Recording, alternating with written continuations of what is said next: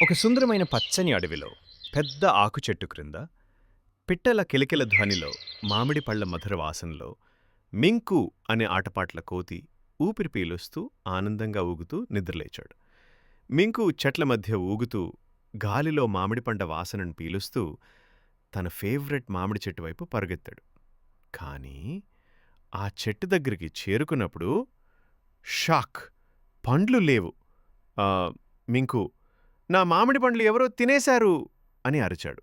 అతను నేలపై పడిన మామిడి తొక్కలు జాడను గమనించి అడవిలోకి వెళ్ళాడు. ఒక పొదను తొలగించిన వెంటనే అందరూ హ్యాపీ మామిడి డే మింకు అని అడవిలోని జంతువులంతా ఆనందంగా అరిచాయి.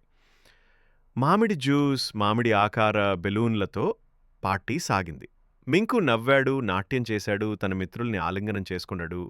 మింకు తన మిత్రుల వైపు చూసి నవ్వుతూ అన్నాడు, ఇది నా జీవితంలోనే బెస్ట్ సర్ప్రైజ్. మామిడి పండ్లు మిత్రులతో పంచుకుంటేనే నిజంగా బావుంటాయి. నీతిని మిత్రులతో పంచుకుంటే ఆహారం రుచి మరింత మధురంగా ఉంటుంది.